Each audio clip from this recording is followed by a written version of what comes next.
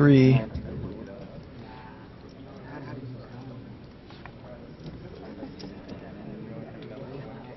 What? Yeah, I know.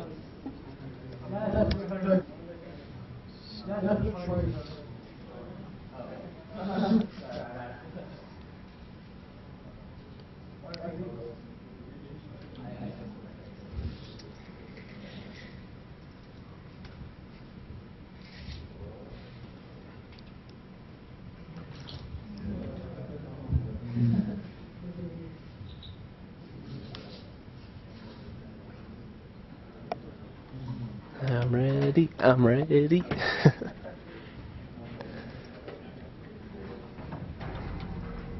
Okay, here we go, right into it. Okay, so here we are in the third game between Basement State University and Bald Deaf. First band going down is Corky. Of course, they really want to keep that Corky out of the game. Captain Dunk wasn't as effective on his other champions as he has been on Corky. Very quick bans. These teams have been playing each other all day. They know exactly who they want to get rid of. Yeah. Mordekaiser, Kog'Maw, Shen. Hashi Shen earlier today. Man, no surprises in these bans, which makes sense, but at the same time, sometimes you just want to see something different. Yeah, for sure. Smart bans by both sides, though. Kog'Maw having a really, really big effect in that second game. The poke comp, they can't run it without Kog'Maw. Then now Ari as well, very good on catch teams, very good DPSing, and they got rid of the Vayne. Looking to ban out I'm the Best Yo, apparently. They're trying to just nerf him, I guess. I don't know. So.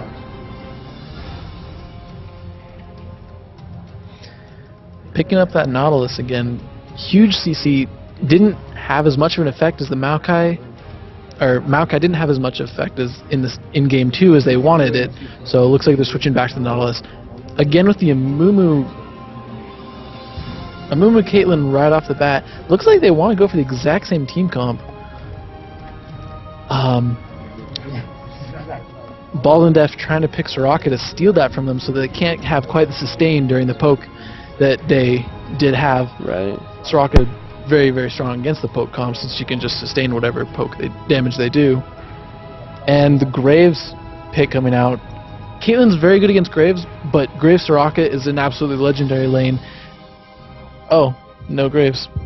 Well then. Alright, interesting. So for sure. So, wow. Definitely Soraka. Soraka's been a big game changer, it seems like, in these games. Yeah. Definitely, I mean, global heal, I mean, is extremely strong. Exactly. I mean, and doesn't it also increase armor for us? Short? Yeah, increases armor. Scaling on the level, I believe it starts at 35 and goes all the way up to 105. So, right. 105 armor at rank 5 Astral Blessing. Completely insane against physical damage teams. For sure. You can keep someone alive for a long, long time with that increase in survivability they gain from the armor. For sure. So wow, a lot of bans going down here. These two teams really know what they want. Nidalee again, Caitlyn again. It's a little bit of change, a little variance there on support. Since Soraka won't be able to be with them this time, they're gonna get I forgot her name all of a sudden. Sona. Yeah, so Sona. That's actually kind of a surprising pick. Sona hasn't been that popular recently. I don't think we've seen her picked today in the entire tournament. As far as I know, I'm sure there's someone that picked her, but hasn't been as popular recently. People preferring to take Janna, Blitz, Soraka, some of the more stronger classic supports and some really aggressive supports. And Twisted Fate coming out. So Twisted Fate against Ryze in the mid lane, or he'll listening to me. Totally trolling the casters.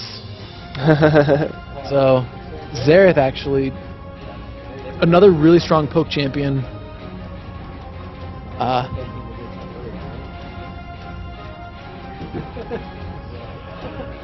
Zubu reminding me of my Xerath against an Ahri from Sylvantis.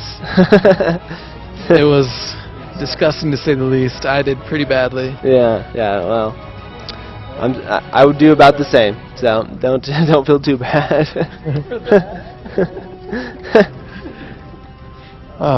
You know what? I really can't hear anything on these headphones. Not really. No. It's probably then. Yeah, well, I guess it's for my own self-esteem though for most of it. So.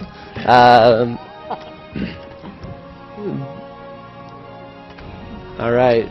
So we do see some everyone locked in here now. Definitely going to see. I mean, middle here. You're going to look at. Rise versus Aerith. Yeah, versus Aerith for sure. So, lockdowns for Rise. Like, he's going to be able to pull out his bind quite quickly. I'm trying to think what it's actually called. Rune Prison. Rune Prison. There we go. He's going to be able to grab the Rune Prison, throw the Overload. I actually give the advantage in this lane to Xerath.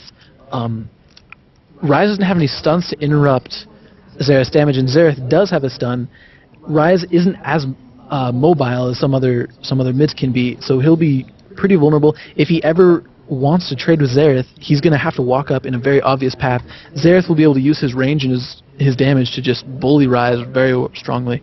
And Rise scales really hard into the end game because he can build as a tank, but still do as much damage as almost any other AP caster. Very weak really early, though, and if you can break him down early, you can do good things against him later when he's not as strong as he could be. In that lane, I give Xerath the advantage, although Ignite is kind of a weird pick on Xerath. You can use it in the lane, and it's really great for picking up kills, but later in the game, when you want to be way, way back, Xerath is the siege tank of League of Legends. You want to be bottom lane while your teams are mid lane, and you can shoot from bottom lane. Not really. Yeah, I mean, I understand what you're saying, though. His range is ridiculous once he's in that siege mode. So, besides that, I mean, really, like, bottom, we're going to be seeing Sona and Kate together. Now, this combo, I can't really see a lot of, I mean, definitely you're going to have some sustain, obviously, from Sona, but not really seeing as much advantage that you would see with what they would really like to have is Soraka, which is what they've been doing in this early thing, because she provides more sustain than Sona will be able to do. So, but also, I mean, I really do. I would give the advantage here to the Sona and Ashe combo here. Ashe has incredible ability, just the slows, you know, able to slow down and create those opportunities to get those kills, you know, make it so they can't run away, basically. So, besides that, let's see, top. Going to be Pantheon versus Nidalee. That could go either way. Both champions very strong. Both have the tools to beat each other. It's really going to be a skill matchup, I think. I'm not familiar with Nidalee versus Pantheon. Hashishin could probably tell me I'm wrong. Pantheon can jump in on Nidalee, burst her down, do a lot of damage, use his passive auto crit to burn her down. If Nidalee can make it till 6, she gains... Her ultimate is a lot better in the laning, and she can do a lot more damage that way. Pantheon, more of a teleport assassination, initiation kind of ultimate. Right. So, getting into the loading screen now. And, guys, again, my name is Yokel. This is my first day casting with several games, so if you got any feedback, if you tell me I suck, if you think I'm decent, if you like my voice and think my voice is almost as sexy as Nasus's, please tell me. I love feedback. all the other casters are laughing at me. No, trust me. I think all of us. One thing you learn as a caster is you create an iron skin, because I mean, for every one good thing someone will say about you, there's 1,000 other bad things people want to say about you. So you embrace the good things and use the bad things to hopefully some of them will be constructive. So yeah. So we see the gold difference. Meaning the support. The Soraka has taken support masteries and gotten that extra gold in the utility tree. Sona probably opting more for a defensive build. Has 30 armor at level 1, so it's probably armor runes plus the some of the defensive masteries. Both teams being pretty careful. There's a lot riding on this game. If Basement State loses this, they take second. And if they win it, they can send it to another best of 3. Right. Bald and Deaf doesn't want that. They want to just finish it out right here. They've had a long day. They're bored. Yeah. I mean, and there are, for obvious reasons, I mean, on top of the riot points and all that other stuff, I mean, there's $125 sitting in the pot for the winner. There's $50 sitting for the second place. You know, that's a big difference. You know, you want that opposed to, you know, 125 is better than 50. So. Wow, that's definitely some news for me. Yeah. Sona opting not to take the sometimes popular pick of sitting in fountain, spamming till she gets that first power chord in the lane. It's very popular with Ashe. You run Ashe Sona, and you can hide in that bush, get the auto crit and the volley, and the power chord and the Q coming out from Sona. You can burst someone from full to health sometimes. Very first thing. Wow. Yeah. So definitely that would be a good opportunity right there for sure. So yeah, not as able to do it with Caitlyn, although it's quite possible if you were able to take, you know, the wolves or the golems on one side and get your passive stacked up to 7. For sure. So helping the pull there for Amumu. So and then we are going to go ahead to the lane phase here. Wow, Funky Child getting an amazing leash. Ending blue and wolves with almost full HP. Amumu's down to about 75%, so that'll hurt him a bit later. Funky will be able to stay up on his health because of that shield, and he started boots actually. Probably why he got such a strong leash. He's going to be able to gank a lot faster than Amumu and a lot more effectively than Amumu in the early levels. For sure. So. Wow, a lot of poke coming from Hashishin there against Nidalee. So life at the funeral, definitely early game. We're going to see a lot of that poke going on. So we do see a ping coming out, maybe a gank here. Yeah. Oh, landing the advantage toss, forcing the flash from Hashishin. That's going to really hurt his ability to be aggressive in lane. Going to hurt his confidence to be aggressive as well. He knows Amumu is paying attention to top lane. Complimenting the Amumu on the grab as well. Yeah. It was incredible. I honestly thought he was about to miss it. Those minions were just on the right side, coming up on the left. Yeah. He really was able to kind of shot that gap, made it just perfect shot. So yeah. You couldn't ask for something better than that. So. You see, at this point, actually, Amumu is a lot healthier than Nautilus. Nautilus, using those boots and potions to stay up, has burned through all 3 now. Amumu's regrowth is keeping him up. Coming back up for another gank on Hashishin. A lot of minions there, though, so that could end up doing a lot of damage. Able to just use the stun and jump away, but he's going to get stunned again by Amumu. Damage coming down. Oh, double flash. First blood going to Amumu. Very well played. They are guarding top there. They do know, I do believe this team is familiar with Hashishin. He is extremely good with Pantheon. So they definitely want to get him chipped down early game so they don't have to worry about him anymore. So yeah, Pantheon, one of those champs. If you let him get fed, he can be a real terror. But if you don't, he really doesn't do a lot. He doesn't have the damage on his auto attacks and the scaling on his attack speed to really do a lot of damage that way. He relies more on his abilities as an AD caster type. And AD casters like Renekton, Talon, all the AD casters are champions that if they get fed, they're very, very strong, but if they don't get fed, they fall behind very, very quickly. Looks like Nautilus coming up for a gank to try and get some damage back. Get this lane back in Hashishin's favor. Landing the hook, landing the slow and the root. Tons of damage coming out. Oh, she is dead. Oh, wow. Yeah, that was very well played there by Nautilus. I was kind of afraid there. I didn't think that Hashishin was going to be able to make that happen. She was so far away at that point. But yeah, he just Nautilus' CC just able to lock her down. Chained perfectly. As soon as she was able to move freely again when the slow wore off, Hashishin came in with a stun. threw the spear, got the It's like the heart. Oh. Heartseeker strike. That's Yeah. what it's called. Mm-hmm. I was about to call it the wavy spear. I totally spaced my mind. The Heartseeker spear. So don't worry, I got your back. So. Nautilus looking for a gank in the middle on Zuli. Xerath, very difficult. If he gets out of position, he can get punished really hard. Oh, Nautilus came out, did get seen, wasn't able to land that on Zuli. Yeah. Kind of seeing the results of this mid lane. Xerath, CS, actually not doing very well. 24 to 41 at this time.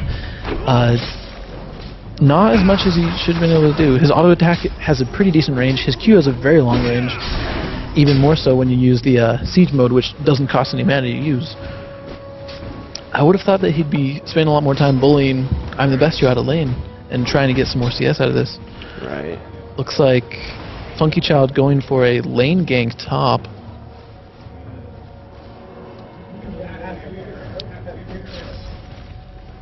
Spear coming on the Hashishin, but not really doing that much damage. Was kind of medium range and not leveled very high. It is only level 1. She's been maxing heal to try and stay alive against ganks. Oh, this could be... Oh no, Nautilus is backing off. I don't know, but there is a Moo hiding in the bush there, so... Yeah, I was thinking we could see a double counter gank. Yeah. Whoever initiated the other person would be there. Neither team would be expecting that. Each would be expecting a 2v1 gank. Right. Looks like Nautilus is just going to go pick up that blue or maybe give it to Rise. Rise, one of those casters, early game he loves blue because then he can spam and has pretty guaranteed damage in lane as well as decent range. Late game though, oh, Amumu just barely missing the bandage toss. So close. Yeah. What I was saying about Rise, late game, he does have full CDR usually on his build, which takes away the need for the CDR portion of blue buff. He also has so much mana, like it's pretty easy to get upwards of 4,000 mana on Rise late game. You don't need the blue buff regen anymore because you just have this huge mana pool that you're never going to run out of mana Right, anyway. for sure, so... And at that point in the game, it'll be a lot better to put it on someone like Hashishin, who is... His damage is very reliant on his cooldowns. Oh, Nautilus trying to do a lane gank, but seen by a Nidalee trap. Won't be able to do anything. Rise pushed up pretty far. Death of the Party going to come in with the Moo. Going to land that bandage toss. Oh. Barely. Tried to juke, but wasn't able to do it. Oh, the flash going to have to come out there. Oh. Oh, the Ash Arrow actually catching Xerath. Not really too much they can do with it, though.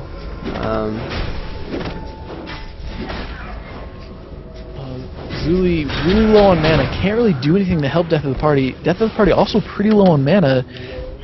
If this gets into a fight, I think which they realize that they don't want to be here anymore. Right, exactly. So yeah, it was interesting there. Nautilus trying to bait a Moo there into Rise a little bit, but yeah. Rise actually doing the good call. A lot of casters, when they run that way, they immediately try and head back to the lane to this small pathway by the Wraiths. He picked the safer route, went more towards red. Right, further away from the battle. Yeah, wasted Xerath's ultimate. Xerath expected him to run that way, burned the first charge of his ultimate, wasn't able to use the rest because Rise was too far out of range, and wasn't able to proc that stun, which would have allowed them to pick up the kill. Right, for sure, so... Yeah, Moomu's going to base after this. He has no mana, pretty low on health. He wants to get back. He does want to pick up that Philly Stone as soon as possible so he can start getting that gold passive when he's in between camps and waiting for ganks. Nautilus looking to make something happen. Zuli has stayed mid with pretty low health. Very dangerous because they can dive him. For sure. So Xerath starting to pull out. Oh man. Pantheon coming down. He is... They are gonna get Xerath down there, so... A refresh of blue on Funky Child. It'll allow him to go through the jungle that much faster. Use his hook to get around as well, which I'm kind of surprised he hasn't been doing. When you have blue buff, the mana cost on hook is short enough We see some starting blue down. I'm sorry, not blue. Starting the dragon down here. Yeah. Oh. Oh, wasn't enough. The flash to get away from that. The flash actually blocked Caitlyn's ultimate by sending it into Pantheon, but then Amumu flashed in anyway and was able to pick up that kill. Wow, a lot of damage coming out. Amumu's gonna drop here. Oh, yes, barely. Wow, that was very well played there by BaD and Def. So. Oh, he's gonna try. Oh, looks like his flash is gonna come out. His 90 caliber net was on cooldown, so he couldn't jump that way. Xerath is here now. Looks like Ryze is out of mana and Soraka's pretty low on health, so they're not going to want to take this dragon after all, especially not without their Nautilus. Yeah, for sure. So, and it does look like while everyone was distracted, Nidalee did take top, so that is the first turret down here by BSU. Something Nidalee is very good at. She's excellent at split pushing. Not quite as good as Shen, who can split push forever and then immediately be with his team. She's great at split pushing for the same reason that Teemo and Shaco are. She is really, really difficult to gank. You need a ton of CC to lock her down in time, because she has that nice leap that gets her good range. She can outrun almost anybody, especially with her passive, the speed boosted brush. She's very fast. She's very mobile. It's hard to lock her down long enough to kill her, especially with that heal. Right.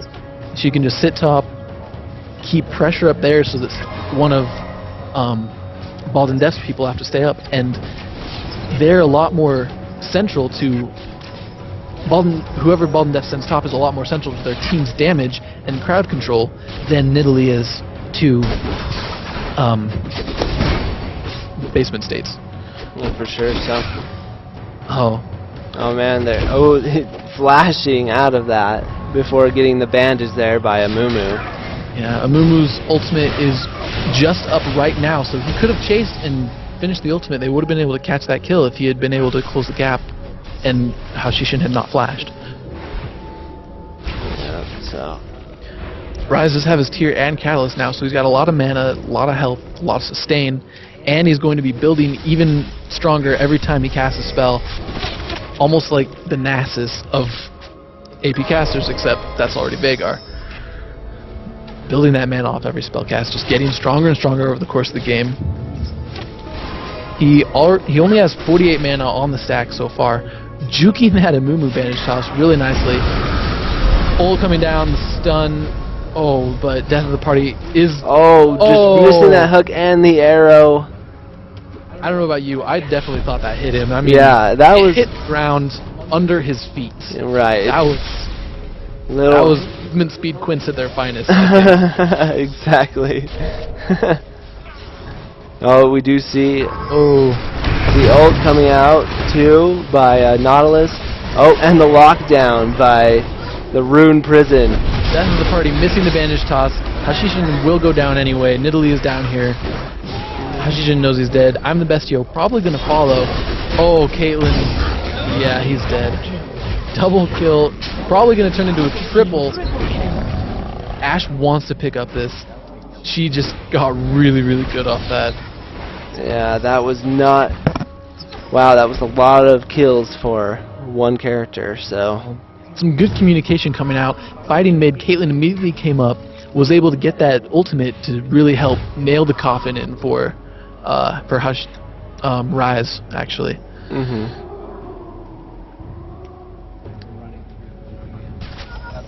Pushing mid, 2v1 against Ashe. Ashe she's decent at countering pushes, but not the best. She does have to use a lot of mana for it. Dodging that arcane barrage from Arcanopulse, actually, from Xerath. Ping's going down on Dragon. BaD and Def thought they were on it, but turns out they weren't. Amumu's actually top, picking up red. I honestly think she should give this to Nidalee. Amumu's a jungler a lot like Nautilus and Maokai. They don't need red themselves. It's better for them to give it to someone who's going to make a lot more use of it. Right, for sure. So it does look like Basement State will start the initiation on Dragon here. I'm thinking they're going to take it without any contest at all. Yep. Yeah, that'll be back up at about 21 minutes. We'll be seeing another fight then. Probably another fight. at that time. Rise has now picked up this blue buff, so he's going to be spamming spells pretty hard, trying to last hit with spells, pushing with spells, really wants to stack up that tier as fast as possible. And that's really the purpose of blue buff on Rise mid game. I mean, he serves the same purpose as any other caster, but he really wants to get that tier up. Right, so he's able to spam those abilities as much as he can. So Nautilus's Oracle going to good use, burning the only ward that Purple Team has on the map, actually.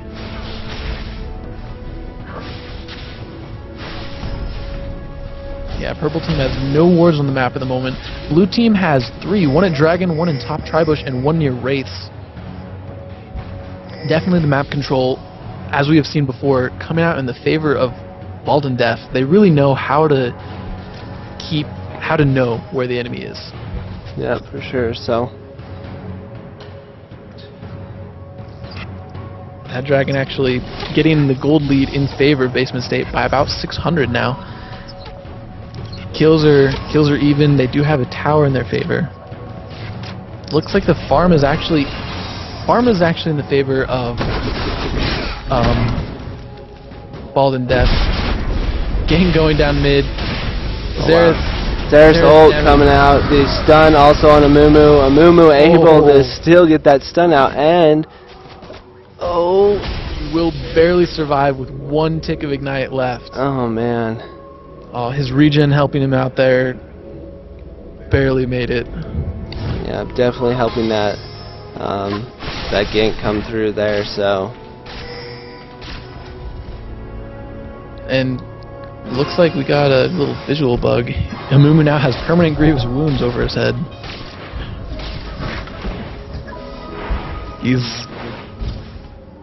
I wonder if that... I'm sure that won't affect him in gameplay, but kind of funny if he goes to the... fountain and doesn't heal as much. I mean, a bug like that, it can only serve to make Amumu more sad that he's not getting as much healing as anyone else. For sure, so. Another ward down here. Nautilus, still with the Oracles, probably going to move in and see it in a second. Take that out. Wards down in the middle now. 2 for Zuli, and 1 up near blue buff for Nidalee. They definitely needed that. They were really blind earlier, and luckily nothing bad happened to them while they had no vision down. BaD and Def could have made something happen during that, but they just kind of lucked out. Now there's 4 wards down, seeing pretty much the entire river. All the entrances to their own jungle are covered, so they will be able to feel pretty safe, know when the enemy team is trying to invade, trying to make ganks happen. Yeah, for sure. So looks like there's a ping. Blue team wants to ward this bush right there. Not sure what the teams want to do. Top is pushing for Basement State. Hashishin is going to go up and clear that, get it pushing for his own team. Soraka is seeing right now. They could make something happen. Amumu could jump in. Xerath has that blue buff. He can put out a lot of damage. Has pretty low cooldowns, especially on Arcana pools. You see it's now only 3.8 with the blue. He can combo very, very strongly. Got a lot of damage. He has maxed his stun instead of Locus of Power. Definitely good for that mid-game burst. Certainly is. So for sure. So it does look like Nautilus did pick up a Oracle just to start clearing those wards. So. Alright, let's check out some of the farm. Amumu has Russian Aegis instead of going for Heart of Gold. Nautilus does have that double Heart of Gold. Amumu's a bit up, though. Has about a 300 gold lead on Nautilus, so that Aegis definitely helping his team out in ganks for the extra damage. Oh, the stun! Whoa, the double stun. Even the heal coming out, not enough for that much CC, so. Soraka actually burned her ult as well. That was a ton of damage, a ton of CC. Quite ridiculous. That was a very, very excellent gank. Yeah, so not much that anyone on the team could do for Ashe there with that much CC and getting caught in it. So they did trade 2 team fight ults for one team fight ult, so BaD and Def could make something happen in the meantime while those 2 ults are down. If they get a team fight going there with a Mumu and Sona ults down, that takes out the majority of their AoE CC, and they will be able to make a lot more happen during that team fight. Bottom is going to push down that tower, end the laning phase down there, just finish pushing out this last wave, and then probably go back for some food. Got about 1,400 gold on her, up to 1,500 by the time she's done with that wave. Banish toss last landing on Rise, but not going to follow up with anything. Zuli just slightly out of position to get the stun down. yeah, As well as Nautilus and Straka coming in to zone them off of that, make them not want it. Moving in for Dragon, it is back up now. Nidalee traps and Caitlyn traps going to do a lot for the vision. Both sets of traps reveal people who sit on them.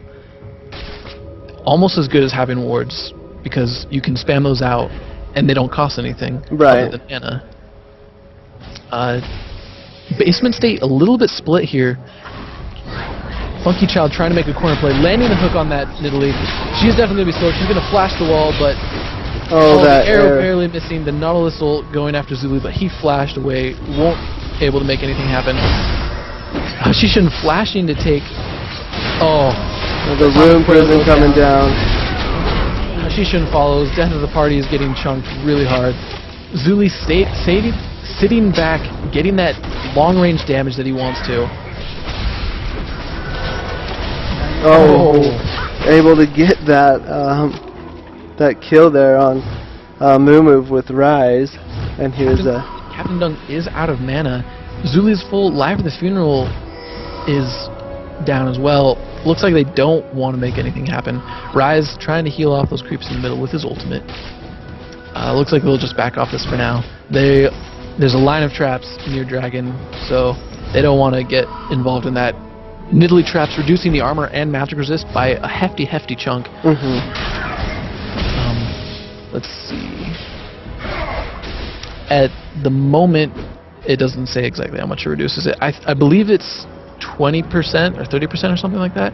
Really excellent against tanks like Nautilus, who wants to build mostly resists and not so much health. Right. Atomic Quail getting a ward down for true vision, not just trap vision. Pone starts trying to farm that bottom lane, get himself up. Ashe is a very excellent AD carry and outscales Caitlyn in the end game. Looks like they both have roughly the same build. Caitlyn a Zeal up, but Ashe does have an extra Doran's Blade for her AD scaling volley. A lot of it looks like we may see some engagement down here at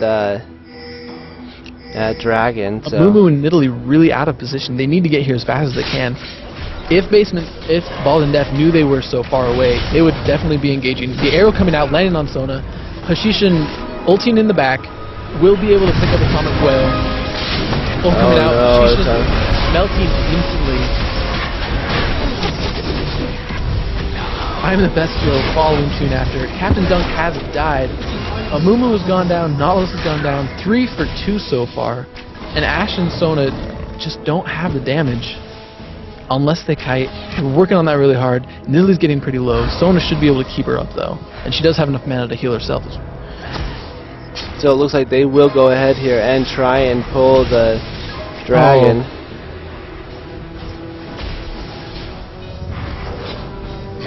This could be pretty dangerous. They are starting to take some damage. Pone Star is pretty healthy. He could move in on them, get the AoE from volley, take him, finish him off. Looks like they're going to play it safe and just back off. Soraka has dropped a ward, so they will be able to see. Yeah, that area. So, and that was actually really well played there by BaD and Def, pretty much denying them the Dragon in that situation. So that was well played, because that leaves that card still available for anyone. So. Oh, well, if you see on the chat, Nidalee has just picked up her Trinity Force, and Xerath has finished his Rabadon's Death Cap. So that Xerath very strong against Hashishin is going to want to try and dive Zuli and take him out. Ashe is going to want to be doing a lot of damage. Xerath's passive gives him armor based on how much AP he has. He's going to be really strong against that Hashishin. I mean, no armor items on Xerath, but he has 118 armor. So they do see some. The wards are spotting them down here. Oh, just look at that damage coming out on Yeah. Soraka. She will be able to heal it all up, though. Basically chunking away there, so. Yeah. Xerath, very effective against magic resist. He has that locus of power that allows him to... goes from 10 to 30% magic penetration. Right now it's at 15. Nidalee's traps also reduce armor and magic resist. That's a lot of percent penetration and reduction that is going to be very effective in the team fighting phase. Oh man, they do see that both teams gearing up to try and take this here. Caitlyn burning her ult on Ashe right away. Oh, very, very awesome use.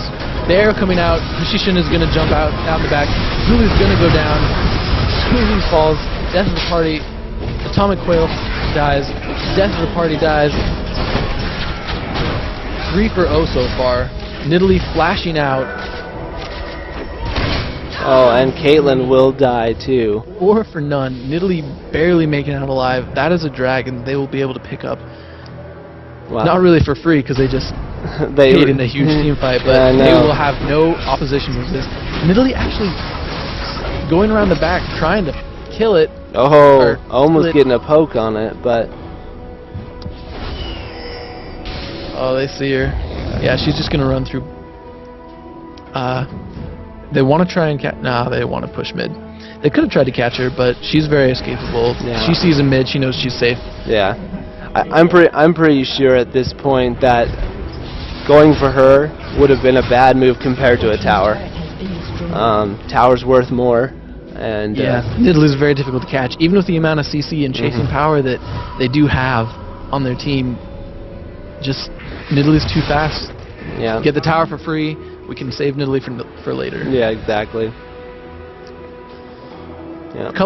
Some really, whoa, that's interesting. Some really big buys coming out from blue team. Bloodthirster on Pantheon, Will of the Ancients on Rise, so he'll be giving that vamp to everyone on his team. Hashishin, Pantheon actually makes very good use of spell vamp because physical damage abilities still gain life back from spell vamp because they are spells. They aren't based on lifesteal from auto attacks like some abilities like Gangplank's Parley or Ezreal's Mystic Shot. So Pantheon will be able to do a lot with both Heartseeker Strike and Spear Shot with that spell vamp. Nautilus actually picking up a Wit's End, which is kind of weird. Yeah. I'm not sure why he would want that over rushing Shurelya's or Randuin's or picking up a Frozen Heart for the cooldown reduction and the amazing aura that it provides. It's true. So definitely. Oh wow, they are going to be pushing mid. Wow, that is a big push in mid while the other team pushes top. Looks like they're basing or running. They trying to decide. A little bit of miscommunication. Let's base. No, let's run. They have decided to base. Basement State opting to just take that tower and get out.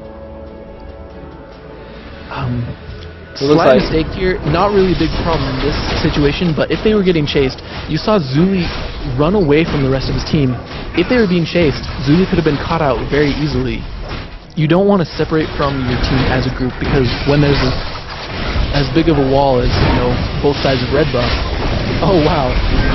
They are going to be able to pull Baron here. A lot of damage going down on the Mumu. Rise. Getting the double kill here. Pantheon refusing the run here. Oh, and this will be an ace. Oh wow. That was very well played. The Woda doing absolutely amazing things for Rise. You saw him drop to a sliver of health, and his full rotation of spells was able to get him back healthy again with the combination of his ultimate and that Will of the Ancients. I think that puts him at, let me check real fast. Yeah, that will put him at about 50 or 55% spell vamp. I take that back. 45% spell damage. Nautilus actually getting executed. Luckily, it denies the gold to his enemy anyway. Yeah. Denies the gold, and there also, I guess it was worth it because they were able to push that tower, even though he's taking those tower shots. So. Yeah, they could have split tanked that a little better. I'm the best. He was pretty healthy. So was Hashishun. But I think we can always use a laugh. Yeah, exactly. I think it really at this point, I think Nautilus is just pushing for everything he's got, you know. But yeah, definitely. They definitely want to end this. They want to make this the last, but they need to know that simple mistakes could still cost it at them right now. So that's very true. No, about a 6,000 gold lead, 6,500 roughly. Excuse me. Even on turrets, up a Baron and I think a Dragon or two. And they also have a lot of an inhibitor down. That'll be pushing very strongly for them. Yeah. Not really any objectives for them to do. What they need to do is group as a team, go either top or bottom. I would suggest bottom just because there's still that first tier turret. Right. Pretty much ripe for the taking. For sure. Middle does have to be noticed. Doesn't have to be defended quite yet, but it has to have some attention paid to it. If BaD and Def just went bottom, that's a free turret for them. They could continue pushing to that second turret, and even though it's decent, it's not as strong as taking an inhibitor top and then pushing bottom. For sure. But it's still very strong to push a lane that you don't have inhibitor in yet. Then your opponent has to worry about two lanes. If they split their team, they'll die. For sure. Especially with the initiation power that they have with the Nautilus and the Hashishun's ult. Yep. And Ash Arrow. Just they will be able to catch a team, dive the team, and kill the team if they split up. For sure. So, and I really do think, like, really, I mean, at this point, like, pushing that turret also creates more space that BSU can't see anymore. It's not, they don't have this thing to rely on anymore. So their sight is gone, you know, and so it has many advantages to take that. Besides, you know, basically, how much health does this thing even have at this point? It looks like about 400 health. Most of them right now could probably take that in a couple hits. So. Oh yeah, that could just be backdoored easily. Probably leaving it up for that purpose. They want to switch top, take the second tier turret up here. It gives them slightly more Baron control as well. Just a little bit. At this point, the tower's not going to do much for the safety of purple team. But still, extra gold, something to push. You can see the range on that Xerath. Used to run him on my own team with my brother. Played a very strong Xerath. Slade and some of the people in Utah will remember him. Yeah. Absolutely insane range. People never expect it because not very many people play Xerath. He's very difficult. You see the range on him and he's just, whoa, wait, he hit me from over there? Exactly. Definitely. The hook landing on Sona ult countering the initiation to avoid dying for a little bit longer. It does look like super creeps though are making it to the inhibitor, the Nexus turrets. That does another thing as well. It stops the bottom lane minions. The bottom lane minions help mid to try and take down that that super creep. Meanwhile, bottom lane gets to push for free because there's no minions coming towards them. They're able to pick up that turret for free. Yeah, for sure. So definitely fitting the cause there. And the stronger that they get pushed, getting caught out instantly melts. Homestar destroying him. Funky Child following afterwards though. Hashishun has gone a little bit too deep. But he does have the Guardian Angel. I guess I missed that. I did not see him pick that up. Oh. Wow, a lot of damage coming out from that Caitlyn ultimate. She does have Infinity Edge, Phantom Dancer, and a Vamp Scepter. Also has that Negatron Cloak. She needs that magic resist to survive the sheer damage that Ryze and Nautilus have. Hashishun ulting in, has life sealed up, life of Funeral. Oh wow, definitely bursting down that Nidalee. Hashishin played this very well. Went into the jungle with that Bloodthirster, life-stealed back up to healthy, and then came back in when they weren't expecting it. They saw, oh, we just chunked him down. He has to go base now. Oh, just kidding. He's on our face. Yeah, exactly.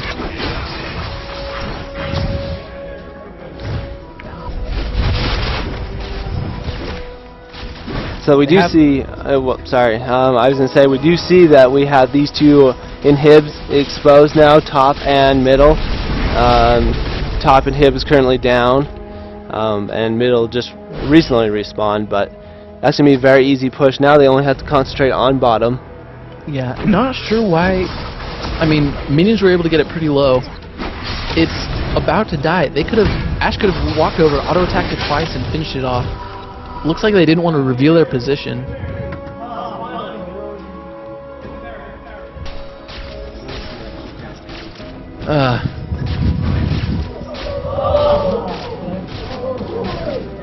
Baron should be coming up soon. They're starting to ward up, get control of that. This Wraith Bush and this corner bush behind red buff. Very important to ward when you're going for Baron as blue team. This bush up here by red, very popular to hide in when you want to steal the enemy Baron. For sure. Wow, and they are right there on, they have that clock on Baron. They're going to start the initiation right as it respawns, so. Wow, Nautilus attacking really fast. Able to pick up that Baron for very little. Xerath trying to poke, but they'll be able to heal that up just fine with Soraka. Soraka's worked out really well for them in this fight. The poke team, oh, arrow landing on death of the party. They won't be able to follow it up. They're just a bit too far away, though. Yeah, for sure. So minions just pushing the bottom turret as they continue to push here in middle, and bottom turret does go down. Taking down this inhibitor. Looks like they want to back out and push bottom while they have to worry about the top two inhibitors. Top has a huge wave, 2 super minions pushing through, but they are pretty good at clearing that. Xerath has very strong minion clearing power. So does Nidalee. They won't have to worry about that too much. But in the meantime, this turret is going to go down. They just have so much damage. Death of the Party trying to get in on there with the bandage toss, but won't quite land it. Some dancing around. Neither team wants to quite initiate just yet. Purple team scared of blue team's damage. Blue team knows they can just bide their time, shove in bit by bit. Super minions taking care of this upper Nexus turret. It's already down to half. Yep. So it definitely seems grim here for Basement State. They have them pushed all the way to the Nexus turrets. Oh, Death of the Party getting cut out, barely living with a Sona heal. Pushing off those waves for the moment, just to give themselves a moment of respite. These Nexus turrets do heal up over time, but not fast enough. You see the bottom Nexus turret is below half. The top Nexus turret is about 60%, healing up bit by bit, but it's not going to be enough. Yeah. There's just too much damage. The Baron buff with the Soraka, just way too much sustain on their side. So Soraka really goes down. The arrow seeming to pass through. Live the Funeral is going to follow him after. The AoE from Rise just melting the enemy team. Zulu goes down. Sona goes down at the same time. Yeah. Rise and Caitlyn dueling with Caitlyn healing in the fountain. This is the end. GG. GG's are gone. Bald and Death, the champions. The champions of Season 2 at Utah Lowell. Victory. Battles. Absolutely excellent play by both teams. Yeah. Really were able to use the tankiness and the sustain. That's it. So, yeah, definitely. So, yeah, definitely. So, thank you everybody for watching. Thank you for being part of our season. We hope to have more seasons. We will be taking a small break. We know summers get busy, so. But anyway, so we will go ahead here and finish with this. And thanks for watching.